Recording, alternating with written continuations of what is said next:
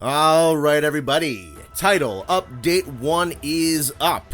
Hope everybody enjoyed their weekend with the new big updates. We're going to talk about it, we're going to break it down, we're going to discuss what we thought about the offerings of Capcom for the first major update of Monster Hunter Wilds. Where do we want to start? I think where we're gonna start is with really kind of the star of the show, you know, barring certain circumstances, would have been probably the sole opening act of the title update. Let's talk about Mizutsune. We have a couple of things to talk about. The fight itself, him as a title update monster, and I think this will be a good enough place to talk about the Soulseer of it all. Maybe that would deserve its own separate video at some point. So, Mizutsune as the opening act of the title updates of Monster Hunter Wilds. Understandably, a couple of people were a little disappointed at the inclusion of Mizu. He is a monster that was in the previous entry, Monster Hunter Rise. He's not a hyper-powerful monster. He's not an Elder Dragon. He's not at an Elder Dragon level.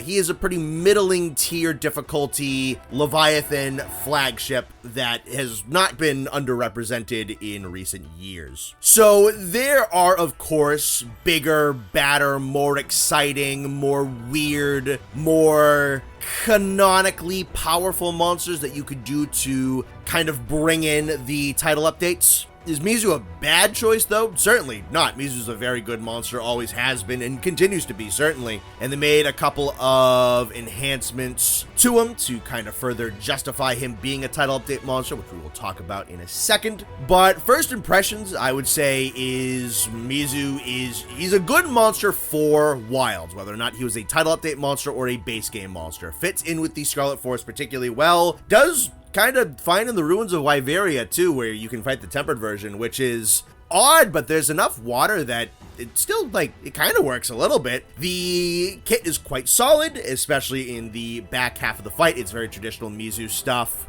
A lot of flips and leaps and tail sweeps, couple of water beams, sweeping beams, straight shots, bubble projectiles. Coolest thing about the base Mizu stuff that they changed is that the big bubbles are dramatically larger than they ever used to be. They are animated extremely well. They are colored extremely well. They have these different kind of variations to them where you'll have these bigger kind of elongated ones that travel across the map to try and kind of box you out that way. It's just a lot easier for Mizu to get the bubble blight going, which is kind of cool. It's a lot more spatial coverage. He'll fire off several of them in a row. He can deploy a ton of them with a lot of his attacks. A lot of just his normal leaps can get them going at this point. He has a lot of options to just get that debuff on you, and it's not impossible to dodge them either. It's not like you're constantly going to be locked down with Bubble Blight for the entire fight. It's not that annoying, which that's good, but it is also easier for Mizu to get it, and I think they struck a pretty good balance. They're very nice and big, but they also travel very slowly, so they're still pretty dodgeable unless you're overcommitting to something, and I think that is a good place to put this gimmick for Mizu. There's a couple of other new big attacks. He's got a nice, big, strong front shot water explosion he can deploy right in front of him. And of course, there is the deviant part of the kit that he gets. He's nice and explosive. He's nice and quick. He's got a lot of repositioning and a lot of moving. I've talked about the benefits of focus mode quite a bit and what I like that it does for the monster kits kind of just in general, barring the issues with the wound closings and everything, and that makes Mizu another monster that I find works particularly well for Wilds, is his movement and his kinetic energy and his repositioning and all that, and monsters with that kind of dance I think are benefited quite tremendously in a game like Wilds, and it makes learning them and engaging with them particularly fun, and Mizu fits that incredibly well. Great spot on the two maps that he's in, especially in the Scarlet Forest, and with the more kind of ecological tendencies that we get for the monster-animal behaviors in the mainline numbered games. This allows Mizutsune to just kind of have a little bit more to do as an animal. You can see him just kind of like cleaning himself off. We actually finally see him swim in a couple of the waterways that Uthduna can use. He'll hop in there by himself and swim in there, so it's cool to actually finally see him be able to do that and be this semi-aquatic monster. You can actually, there's a couple of interactions where you can see him out and go fishing for himself, which is kind of neat. Yeah, slots in very well. Very good monster for this game. and a pretty damn good rendition of his theme too. I saw a lot of people talking about it. I think this is probably my second favorite rendition of Mizutsune's theme, with the Generations Ultimate version still being my favorite. I think the GU version of Mizu's theme is a pretty perfect character piece for him. It's very, very light, but it also has a lot of kick. It's kind of playful. It's not overly serious. It's not overly dramatic. It has like a good sense of bounce and kind of kick and playfulness to it. It feels nice and light, but it still has a very kind of fast energy to it that I really enjoy. And then the Rise version, I think the chorus aspect is really, really good and an inspired choice for Mizu's theme, which also fits very characteristically. But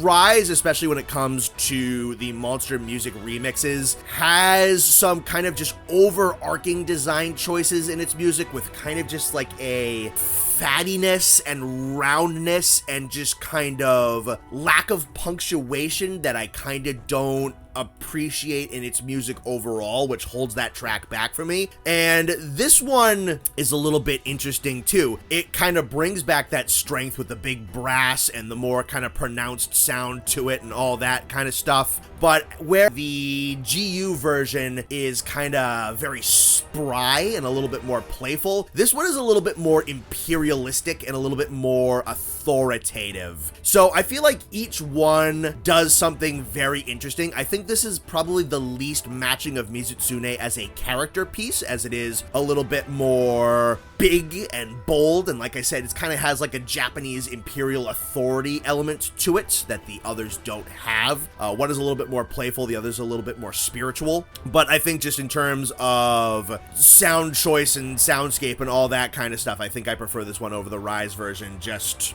for those particular reasons. And I'd say that kind of on a whole, in terms of these monsters now who are getting these progressively larger medleys of their theme arrangements, I think Mizutsune is probably up there in terms of most consistently good. The margins at which I prefer one theme over the other are incredibly narrow. GU is my favorite and Rise is my least favorite. The gap between those two, even not counting the Wilds theme being in the middle, is particularly narrow in terms of how much I like one over the other. So I think Mizutsune, whether or not you prefer the Rise theme, the GU theme, or the Wilds theme, I think has a tremendously successful grab bag of theme music, no matter kind of how you split it and what your preference is. Big fan of that. So let's talk about the Soulseer of it all. So Soulseer Mizutsune is the deviant form of Mizutsune. The deviants have kind of had a rough go of things ever since their debut in Monster Hunter Generations. The deviant grind system and how their gear was dealt out was very cumbersome. They had this kind of rough bring back in Monster Hunter Rise with the Rampage Apex, which were these very kind of hollowed out versions of the deviants. Mizutsune being one of them, that just, they didn't have any armor sets, they had barely any presence, they were just kind of a move recycling type of thing, very haphazardly put on these monsters that were pretending to be these new introductions, but they really weren't, and that left a very kind of poor taste in a lot of people's mouths. And come Sunbreak, the Risen Apexes had virtually no role in anything. So coming into Wilds, and now we don't have Soulseer Mizutsune, but the Mizutsune that we have in game as presented throughout the course of the fight, depending on which version of it that you engage with, can gradually develop the properties of a Soulseer throughout the battle. So, good thing or bad thing? There's kind of a glass half full and a glass half empty type of version of looking at things. On the more kind of pessimistic view of things, once again, we have a deviant that's not a deviant. It's them taking moves off of a variation while not including that variation. It's cannibalistic. It kind of blocks out this monster.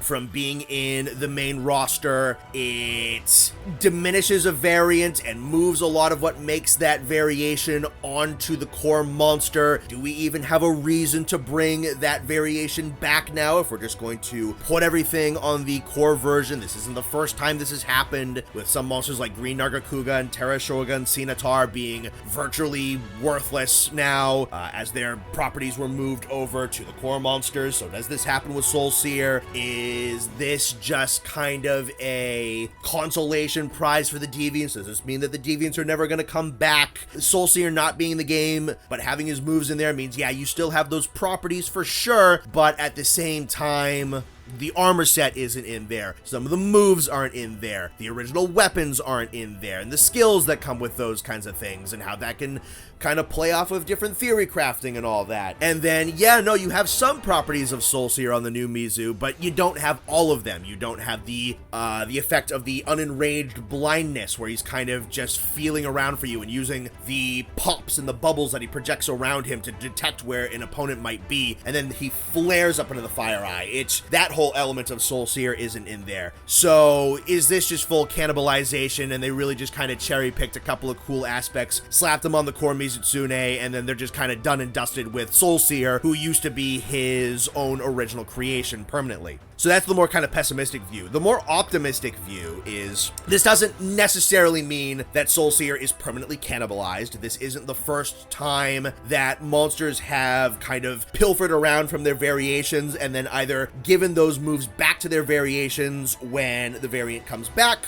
or the variation just now gets more moves and more properties and more personality whilst that other stuff has been shifted to the core monster. That has happened a couple of times in the past. This doesn't necessarily mean that Soulseer gets cut out permanently. It's going to be kind of a case-by-case basis, you know. Perhaps this could be a lead up to the full powered version or something like that. There's also the case of, you know, we might be in a position where Soulseer was just never going to get into Wilds. We weren't going to get Deviants into this game. So this is kind of a consolation type towards that kind of perspective where, yeah, no, you were never going to actually get this variation, but with the update that we bring to this, you can still kind of engage with some of those really cool moves and really cool combos, and you can still have that challenge and that kick and that element in the game, even though you were never going to get that full proper monster. So this is kind of a nice little medium compromise point that we can kind of get to. And you know, it's tough to read the future, and it's tough to read developer intention and all that kind of stuff. Who really knows exactly where things are gonna go? Does this mean that Soulseer is permanently gone? Probably not. Does this mean that Soulseer is probably not getting into this game? Tough to say. Doesn't seem super likely, but it's interesting because there's a bit of a lore implication in the core Mizutsune now being able to have these fire attacks and these fire properties. It seems as though Mizutsune is being kind of slowly soft retconned into a predominantly water monster who has a lot of strong latent fire projection ability. I say soft retcon because Soulseer is the one who propagated this trend in the first place, and Soulseer is only probably a couple of months older than the original Mizutsune, so there's precedent for the species being able to have this fire capability and compatibility very, very early on in this monster's existence, as the two were created very, very closely to one another. But now you have the fire powers of the Rampage Apex Mizu, and you have the fire powers of the Violet Mizu, and now we have it so that by some circumstance, one or the other, the core Mizutsune of Monster Hunter Wilds, whether it is some effect of the Dragon Torch on the Forbidden Lands, or this is something that they are kind of retconning into the abilities of the core species, is now able to kind of tap into these latent fire abilities through a consumption of Bomb Arowana, which is the type of fish that Soulseer uses to gain its powers. So whether or not there is a high population of Bomb Arowana in the Scarlet Forest, which allows the core Mizutsune to kind of tap into these powers a little bit earlier than it normally would, seems to be kind of a whole thing that Capcom can kind of play around with, is why are the regular Mizutsune of this area able to kind of go into these powers that normally a much more hardened and experienced and specialized Mizu has to be able to do. And and where does this kind of firepower that the species has kind of gradually developed really come from? I think that might be something interesting to explore, that the species has this latent proclivity towards fire use to blend with its water abilities that they're kind of exploring more and more. I kind of dig that for Mizutsune, that not only is it this very unique monster in the fact that it has the bubble blight and that kind of ability, but it also has this secondary layer of uniqueness to it in terms of it is a primary elemental monster that has a latent element built into it. I think that's particularly interesting. And again, there's some early on precedents in Mizutsune that that's not a hard retcon of how the species works. What I also kind of like with the Mizu in this game is if you're fighting a non-tempered Mizu, what you need to do to actually proc the powers is wound the head and cut out the eye, like with how the normal Soulseer works, where a normal Soulseer will spawn with its eyes gouged, and it will be able to flare up its fire powers because of its diet and how that interacts with its biology. And then there's just this mass of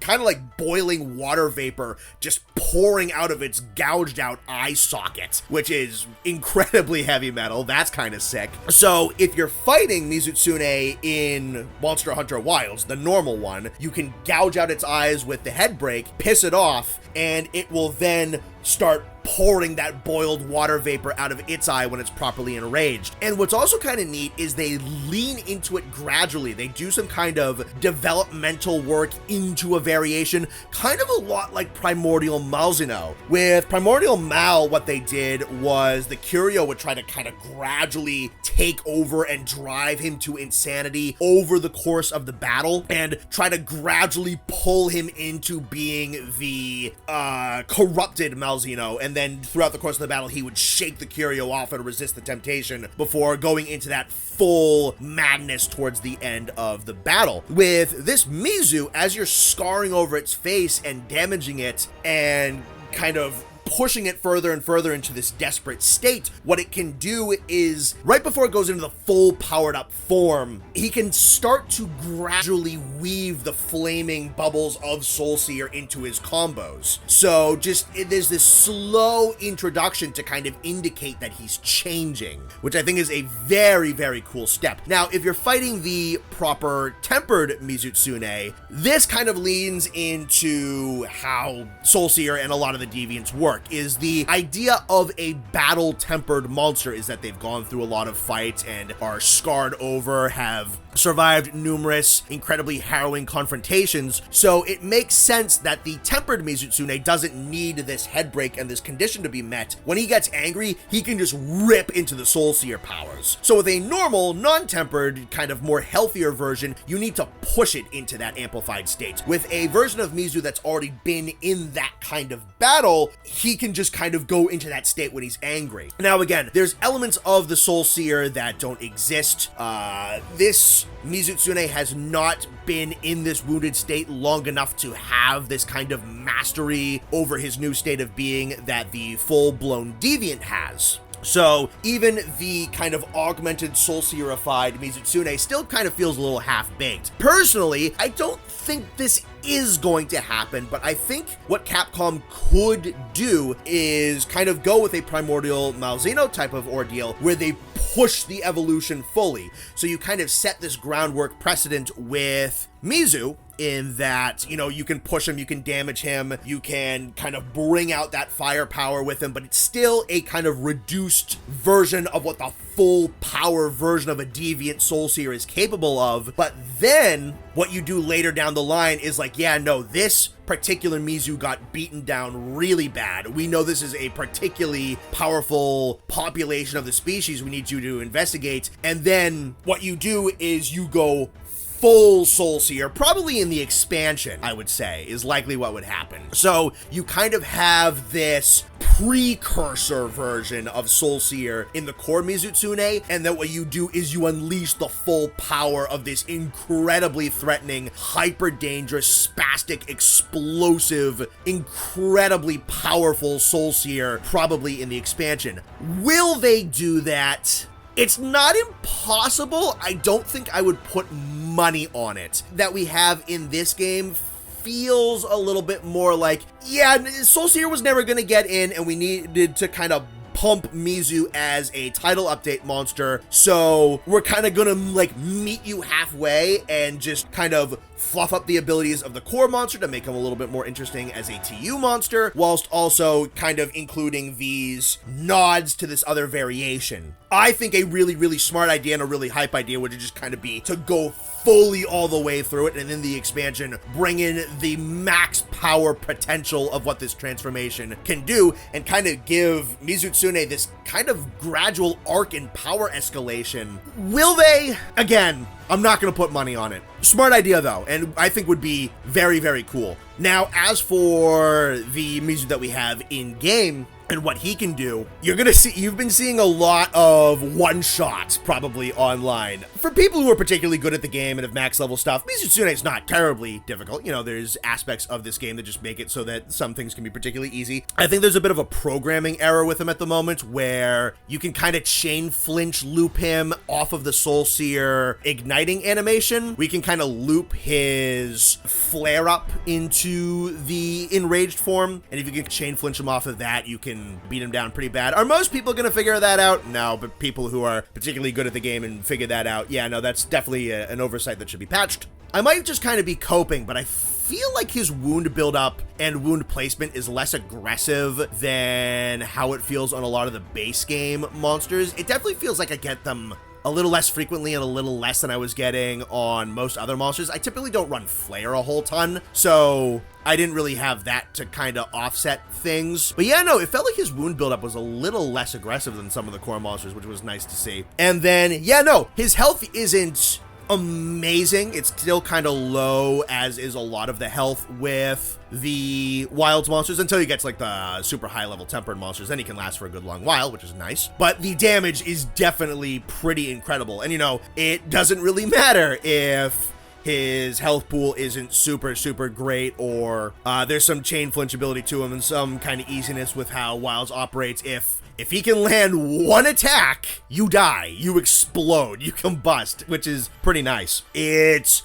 honestly, I kind of like that we're in a game in Wilds where they scaled back the monster creep in a way, whereas, you know, we're not kind of delving into the super high level Elder Dragons yet. We're still kind of in like flagship territory for the most part, and the hardest monsters in the game right now are like Tempered Mizutsune and Tempered Gormagala. I feel like it's been a very long time since monsters on a flagship tier were particularly frightening. And, you know, a lot of that has to do with just some of like kind of like the wonkiness of the patterns, some of the explosiveness of the animation, and just some kind of pure damage output. But I kind of dig it, you know, when you go back to some of the first and the second gen games, monsters who were on the flagship tier could like one-shot you pretty consistently in some departments if you weren't upgrading armor. And even if you were upgrading armor, a good charge from a G-rank Tigrex could take you down to like 25% of your health, even with like really good armor. I kind of dig it. I think that's kind of sick that I'm scared of these guys. Because now, you know, if they start to roll in Elder Dragons in the expansion or whatnot, I'm down. Make those guys terrifying. That sounds sick. You know, and a lot of that is just really, really explosive, really high damage, really fast animations, a couple of kind of weird delayed held attacks that then just kind of but I think it's kind of fun. I do like it. I think some monsters like Mizu and Gore being as scary and frightening as they are is a breath of fresh air that I'm really kind of appreciating, because, you know, even in some games like third generation, fourth generation, maybe third generation a little bit more, but like fourth and fifth generation, I would feel like monsters on the flagship tier were never particularly intimidating. Even like Mizutsune's debut was never a particularly intimidating monster. It could hurt, sure, but this is probably the scariest I think Mizu has probably ever been, barring like EX Soulseer out of Generations Ultimate. And I dig it. I really, really do. I am about it. So yeah, no, you want to bring in some more monsters that can like really, really easily two-shot you, because a lot of people were mauling that the game was too easy. Sure, I'm down. Go for it. Let's see it. I'm having fun with this kind of stuff. I think it's fun that Mizutsune is frightening, because I wasn't expecting something of that kind of caliber to be frightening ever again. And now we're kind of here. I've kind of wanted to go back to this point in time where monsters on the flagship power level were frightening. So I'm gonna be honest, this makes me want Tigrex back a lot, because as much jank as there is in old 2nd gen Monster Hunter, Tigrex being terrifying is something I very fondly remember, so I would like a Tigrex that can borderline one-shot me again. And if this is what we're doing with TU monsters in Wilds and perhaps Wilds' expansion, and the tempered monsters are going to do this much damage, bring it, man. I'm down. Let's do it. Give me my Tigrex. Make Tigrex scary. Okay, a lot of talking about Mizu. Let's talk about Zoh Shia. Right? High rank Zoh Shia. So in talking about high rank Zoh Shia, we're kind of getting into the content that was probably supposed to be, not even probably, was supposed to be in base Wilds at launch. Zoh Shia and the Arena Quest stuff and the Gathering Hub were definitely supposed to be in the base game. If you have been keeping up with some of the stuff that goes on in the community revolving around leaks, don't worry, I'm not going to talk about anything that you guys don't know about, but I've said a number of times, I've read through a couple of these things. What we seem to know at this point is that there were some developmental issues, as well as a deadline to get Wilds out before the end of this fiscal quarter. It seems like there were some technical issues, predominantly with Jin Dahad. And with the need to hit that due date and the need to fix those issues because of Jin Dahad's placement as 2 major quests in the story, focus had to be reshifted and some things needed to be kind of backed out towards the first title updates. So a lot of things, including the final high rank boss, the Gathering Hub, and the Arena quest lines and stuff like that, got pushed back about a month to title update 1. I am still of the opinion that the game, for its own health, should have been pushed back, but I understand that due to monetary reasons and pressure to hit a fiscal quarter, that it got out when it got out for those particular reasons, and things were delayed by about a month. And in the grand scheme of Wilds' lifeline, only about a month is really not that long. By June, when Title Update 2 rolls around, the Gathering Hub is going to feel like it's been just kind of naturally around for a very long while. So let's start with Zoh Shia. Zoh Shia is kind of the big star of the show. We have the high rank version of him, and he is great. Honestly, his gear is excellent looking. His weapons and armor have done a little bit of meta shifting. They're definitely kind of more viable. They haven't completely and utterly upset how the Ardians work, but they can still kind of play on a high level field, especially with the weapon skill built into all of Zoh Shia's weapons and the free extra little tidbits of damage that comes with. Not shocked that Zoh Shia hasn't kind of changed up the meta a whole ton, because again, Zoh Shia was supposed to be in the base game and Ardian weapons would have been what followed him.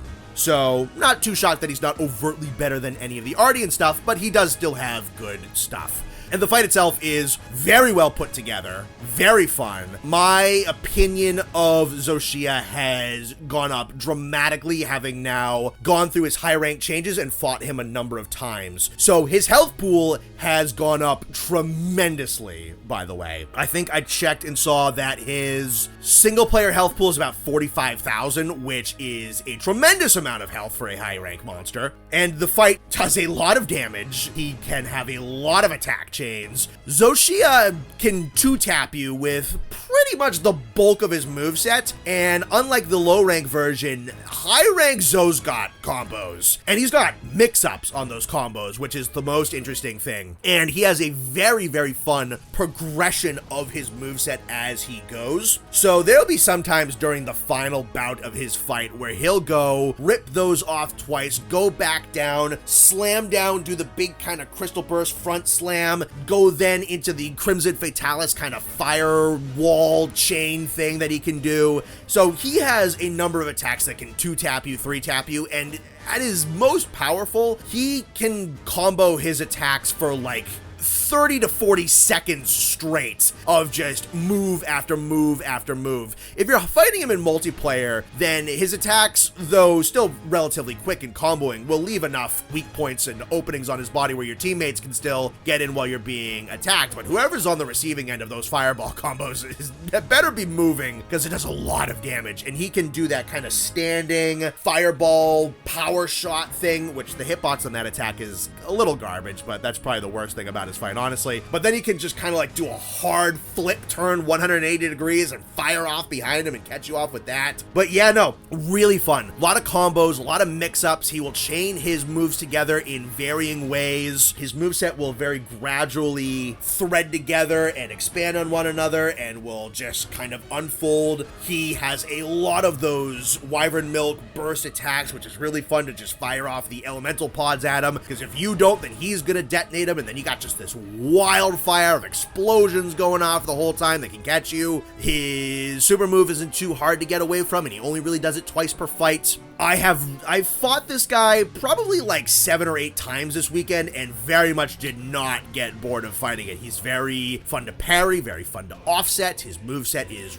a lot of fun to engage with. Again, the only thing that I think is a little bullshit is that the big charge standing fire cannon shot has a deceptively large hitbox. That's probably the only thing about him that I would change, is just to kind of make that hitbox a little bit more honest. But other than that, for a monster who is this kind of hybridized chimera of a lot of different hyper powerful monsters, and you would think that kind of shtick would get old, I think just the way they took those borrowed moves and threaded them together and comboed them together and made these combinations in a way that the original monsters just would never be able to, turn Zoh Shia into a monster who is definitely more than the sum of his parts, I would say. Just because, yeah, no, he can do a lot of stuff that the other monsters can do, but he can just do them in ways that no other of his progenitor monsters could ever manage to pull off, and it makes for an experience that doesn't feel derivative really at all. And you know, you have the more kind of gore skeleton, but then you're kind of packing the Fatalis and Elatrion moves onto that, and just how those moves now interact with that skeleton, and it makes that different.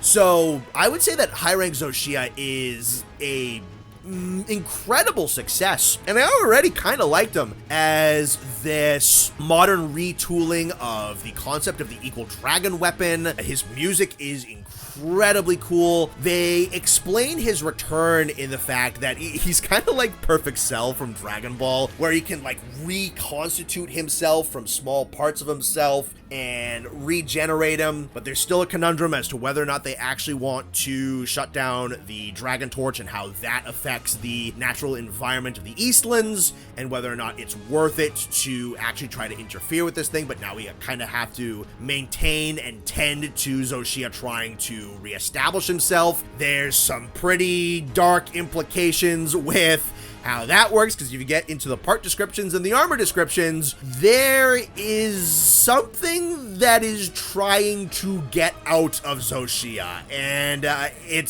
there's a Fatalis in this thing, and it's trying to get out, and it's trying to overtake. It seems like it is trying to overtake Zoh Shia. It is trying to kind of assume dominance over this body and then use that dominance to kill everything. And that is just bananas. So we're already kind of getting into some nutty old Monster Hunter concepts with the artificial monsters and the equal dragon weapon being retooled. Now we're getting into like Fatalis regeneration type stuff, which goes back to old armor descriptions of Fatalis from like first and second generation games. This is another thing for the lore heads to squawk about. It's like, that is only in fucking armor descriptions and part descriptions, and there's no canonical thing to do with Fatalis regenerating from like a single scale or whatever. And then Capcom's going into their old art books like, hey, this is cool, we're gonna put this in Monster Hunter Wilds. And now those people are gonna be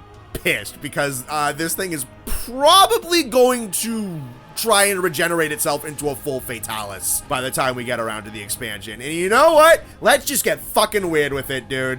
Monster Hunter Wilds sold itself as this super ecological, you know, the harmonies and the balance of nature and whatnot. And now they're using kind of the dichotomy of like the aberrations of mankind's meddling with the natural order to go back into some really just weird old art book concepts and whatnot. And just be like, yeah, no, we had this idea like 20 years ago. Now we're gonna do it, and we're just gonna go nuts, and we're gonna have it so that the equal dragon weapon is a self-regenerating Fatalis that's trying to assume dominance over a man-made body. And that's just crazy. That's nuts. Let's do it. I'm in. Fuck it. I don't care. This is awesome. I think this is so cool. Monster Hunter lore is crazy and stupid and nuts, and they've been stupid and nuts for like 11, 12 years. Let's just do it. Let's just do it. They had dragons talking in Rise through telepathy. Let's just do it. I'm about it. Awesome gear, sick fight, great combos, amazing amalgamation. It's got some kind of desperate dynamics to the fight in that you can only get some really, really high value breaks at his very, very final phase of the fight, so you have to be really persistent there.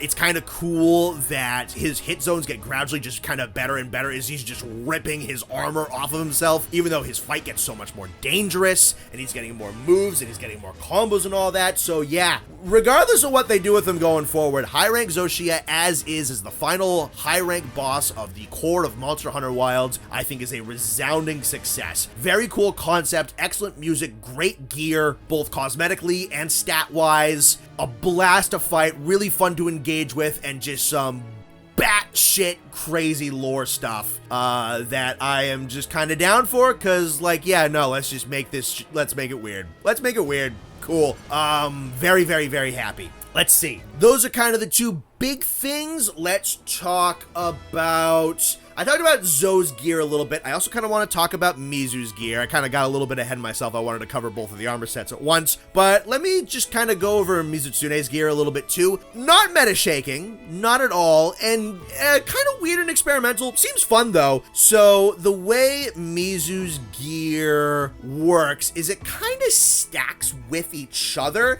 and it really kind of seems to all be wanting to be used in tandem. So the armor gives you stuff like evade window and evade extender and constitution and a little bit of agitator, as well as the bubbly dance skill, which is classic old Mizutsune stuff. So if you don't remember old bubbly dance, what you do is you can evade a couple of times to auto proc your minor bubble blights on yourself, as well as preventing you from being able to get the higher form of the bubble blight, which is the actual debuff. And then the minor bubble blight is evade extender and a little bit of evade window on there. They changed the skill around, and this is probably the most unfortunate thing, is you cannot get the max power version of this skill unless you have 4 pieces of Mizutsune's armor. And Mizutsune's armor is good, but it's not really going to upset the meta all that much. So a lot of people who are very min-maxy are probably not going to run it or use it just because.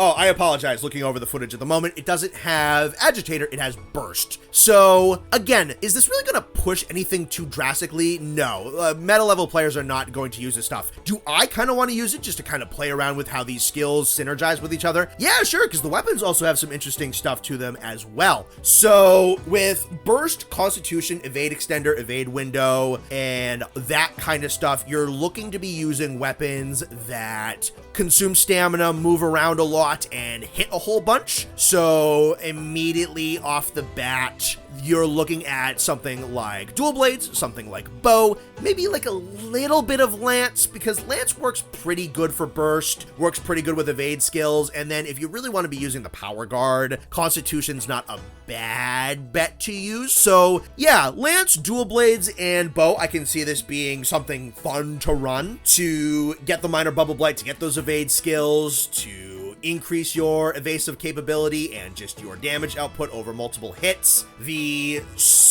The deco slots on the beta armor are not bad. Lots of 3s and a couple of 2s on there. And then you have burst for a damage skill. So I think this is a perfectly decent set of armor. It's not really going to upset anything. The other thing worth mentioning is they baked in some synergy with the weapons. Now, the weapons are a little weird. All of Mizutsune's weapons at their highest level have a new skill built into them. You get a 21% affinity buff if you are inflicted with Bubble Blight. Now, if you run 4 pieces of Mizutsune armor, you can automatically proc Bubble Blight on yourself with a couple of evades. So you can give yourself 21% affinity basically for free with these weapons if you're running 4 pieces of Mizu armor. I am very much kind of guessing that eventually down the line, some of these monster-specific skills are going to find their way onto decoration decorations and talismans, so there might be some time down the line where these are more kind of generally applicable. But for now, what you would want to do with Mizu's weapons is you want to run 4 pieces of his armor and then run his maxed out weapons, and what you can do is basically get like above max level critical eye for free with these weapons, which is pretty cool because I think, yeah, so you can get above max level critical eye with these weapons basically for free. Now, as is described by the armor, if you are wet, which means that it's raining out or you are kind of rolling around in a water puddle or something like that, you can get another 9% affinity on top of that. If your hunter is physically wet and you are afflicted with bubble blight, you can get 30% affinity on Mizutsune weapons for free. So that's fun, right? It kind of plays into how the monster works. It's really unique and kind of neat to play around with, and there's a couple of maps that have some decent amounts of water to it, and generally you're really kind of just want that 21% affinity that you get off of the bubble blight version. You know, like I said, that is better than max level crit eye already, and 30% is a pretty nice hefty chunk of stuff already on top of that. When are you gonna actually be fighting a monster where you're consistently going to be getting that 30% affinity and you want to be running water weapons? I don't really know, because yeah, no, if you're fighting out in the torrential downpour of the Scarlet Forest, then yeah, no, you'll be kind of just fully wet all the time. Are there any monsters in the Scarlet Forest that are weak to the water element? Not really. So I don't know why you would run Mizu weapons on there. And then yeah, no, there's a couple of spaces down in the Oil Well Basin and the ruins of Wyveria where they do have some small ponds. Are you going to be able to consistently get that? Maybe not, but again, that's only the 9% affinity, so it'll be like a nice little extra novelty stack to get on top of the 21% that you would already be getting. So it seems like, you know, you want to take the full Mizu set kind of down to the Oil Well Basin, stick around in the more watery areas, fight Gravios or Rompo or something like that, or kind of bring it into Wyveria and throw it against something down there. And, you know, if you're in an area with a pond, good, you can kind of consistently reapply that extra 9% affinity to you, but generally this is a set that you are going to get a bonus 21% affinity with 4 pieces of Mizu, which ain't bad. It ain't bad. And the armor set ain't bad either. So I could see, again, gonna crack meta? No, but a 4-piece Mizu set with Mizu's dual blades or bow, probably pretty respectable. I'd be more than willing to kind of play around with that at some point. Okay, so that's the gear and that's the monsters. That's the 2 big major stars of the show. Let's talk about the Gathering Hub now, yeah? This might be one of the best ones I've ever done. It's really, really good. Again, this is something that absolutely should have been in the base game. You know, the nice thing about Wilds is that the base camps had basically all you needed to function as a gathering hub, as well as Alma. You know, they were kind of selling this kind of like out in the wildernessy, kind of everything is very fluid and happening in real time type of thing. So you can deploy from quests and kind of set everything up and meet and gather in the base camps and off of Alma and all that stuff. So all of the core functionality of gathering together as a group already existed, but there wasn't that social area that Monster Hunter has. The game functioned without it, but it's something that's very kind of built into the identity, and it's something very fun to have, especially with the larger lobbies that we have now. So that is one of the things that got kicked back due to the development issues, and now it's here a month later.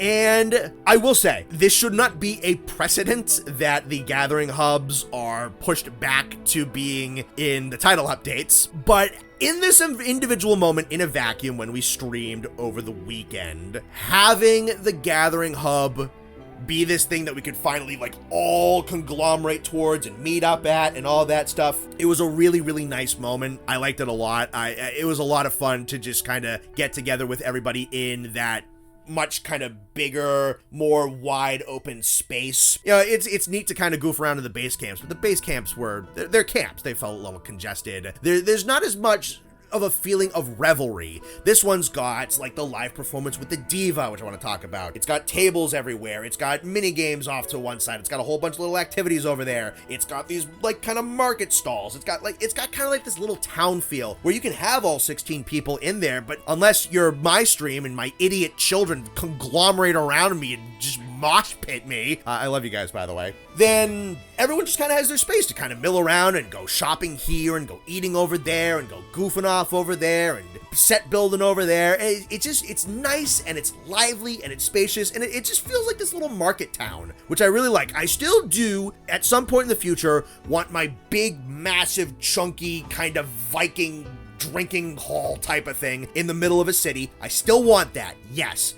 This is really cool though. And another thing I carry over from Sunbreak that I really like is that a lot of the story NPCs can be found here. I prefer that because that was one thing that I liked about Sunbreak, is that the characters I cared about in the story and the multiplayer experience weren't wholly detached. You can have Alma and Gemma and like I've seen like Eric and a couple of the other characters kind of walking around in the Grand Gathering Hub, and a bunch of the characters from Suja can be found here, which is really cool. I like that a lot. I like that the hub's kind of story incorporating a little bit more and detaching itself a little bit less. I like that. And yeah, I mentioned the Diva. The Diva is really cool. You know, I'm kind of a sap who likes very wishy-washy, very beautiful, gorgeous things like that sometimes, and the live performance of the Diva is very beautiful. I really do enjoy it. It's one of those things where like, no, the lady's singing. All right, everybody line up and get a buff. No, like when she starts doing that presentation, like even if I didn't get a buff, I kind of just want to watch and listen. I kind of like that for a gathering hub. In, you know, you have these kind of,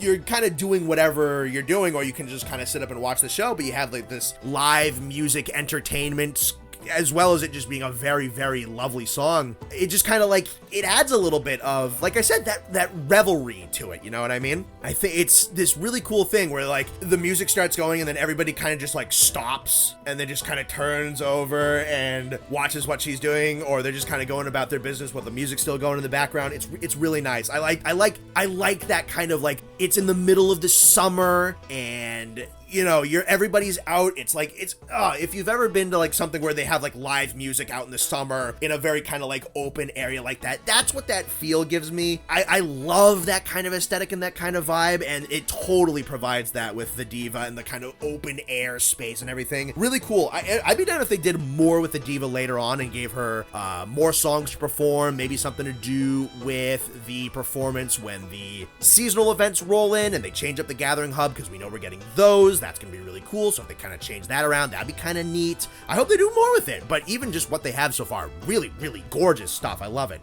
Let's see. And then in terms of interactivity, really, really damn fun. It's the most activities that they've given us. There's a fishing dock to go off. There's the bomb bowling thing that you can do to kind of compete with your friends with. There's arm wrestling tournaments. There's these ruins up above the whole thing that you can just go climbing around on. It's the whole thing. It's like a McDonald's play place. There's little activities and you can get food and you can go climbing around on the big structure and jump off of it and freak your parents out. That's what it is. The Grand Gathering Hub is a McDonald's play place, and that's why I like it, with live entertainment music.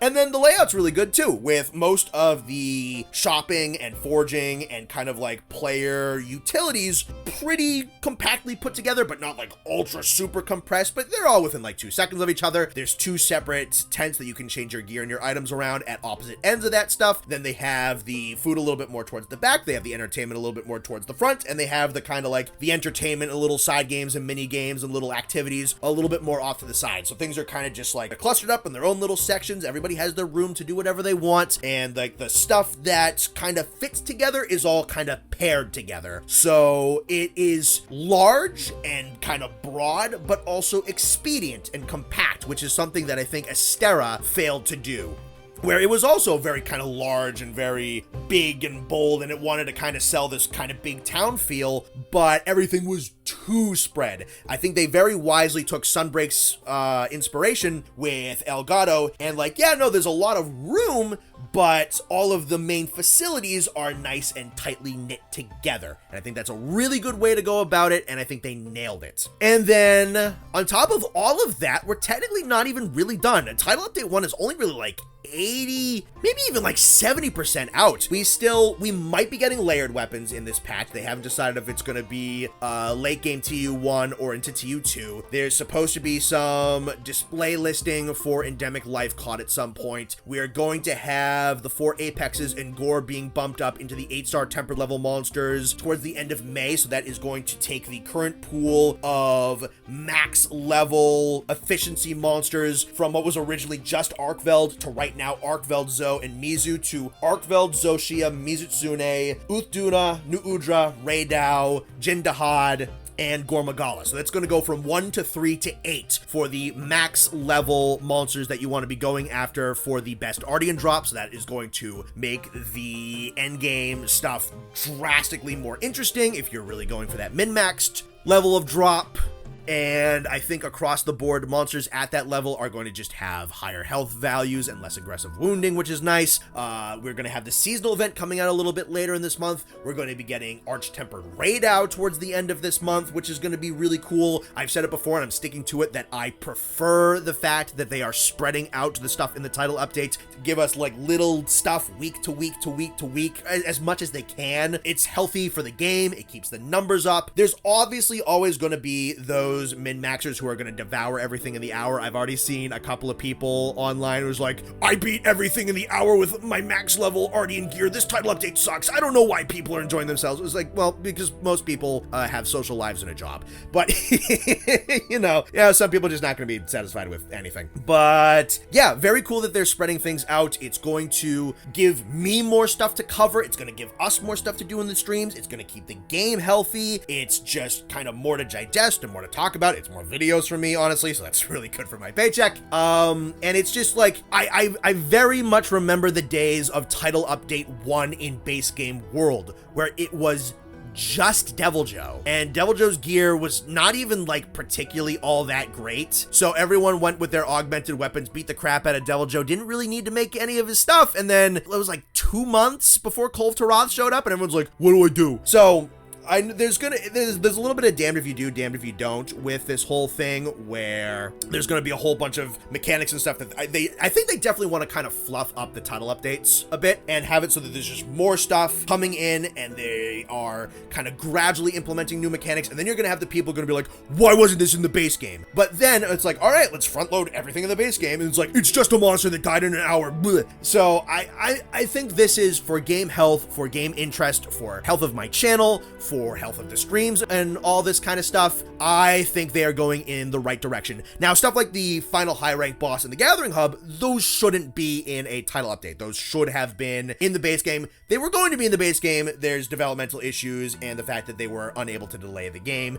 due to the fiscal quarter thing. That's fine. Hopefully that's just unique. It's not kind of that unique anymore because All Mother Narwhal got pushed back as well. But the point being, I am liking this direction where they're kind of holding back some stuff that could have been in the base game, and they're kind of just going to gradually start to thread it in and just kind of make the development of the game as it goes a little bit more interesting, Some stronger tempered monsters here, some better reward drops there, a couple of decos here, layered weapons there, endemic life list there, new monster here, arch-tempered here, another arch-tempered there, that kind of stuff. And it's just kind of a little bit of like a drip feed, just to kind of keep things fresh. But at the same time, it seems like the title updates are coming in like a pretty decent rate. You know, the TU2 could come here as early as like June. June's not that far off, honestly. And we're going to be getting new stuff all the way in this title update towards the end of May. So we might be held over with a good little drip feed of stuff like right up to the gates of the second title update coming out. So at the end of the day, what am I thinking? I think you can tell right from the get-go, very, very positive if you've been listening to this. Yes, there were stuff in this title update that kind of adds to it feeling all chunky and meaty and complete and like a really, really good title update due to the fact that this was stuff that was supposed to be in the core game.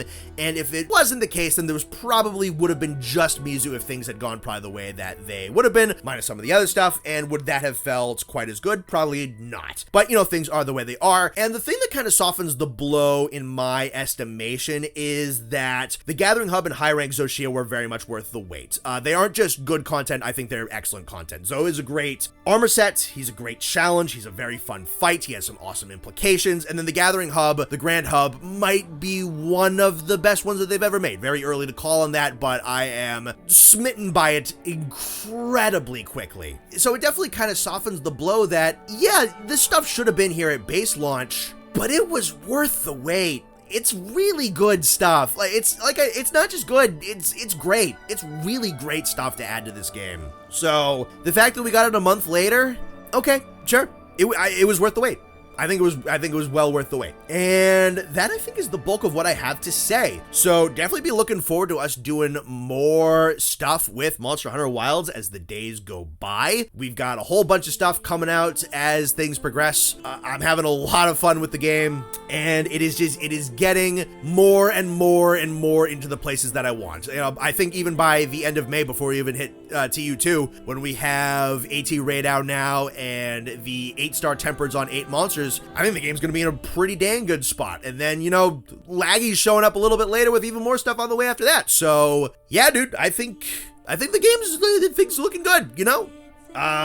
Wound buildup seems to be a little less aggressive in a couple of places. Health pools are going up. Damage is going up. Hubs in the game. Bosses are really cool. Fight design is great. Drip feed on the title updates to keep the content progressively more interesting. I don't have a lot of bad things to say. I think the game is absolutely moving in the right direction. So, Connor happy. Alrighty. I think we're going to wrap it up here. This has been CR-Volcanic or Connor. I'll see you around. Shout out to all the patrons, and special shout out to Stromlin, Skyryu, Sir Newt Newt, Shaggy Grizzly, Sam Richley, Psychotic Gesture, P-Berry, Nihilus Kymrax, Ketz, Datboy Doin Da Ding, Certified Rajang Hater, Surge SS Jacob, Pecco Plush, I Think I Stole Your Sandwich, and Call Sign Shadow. Thank you very much, everyone.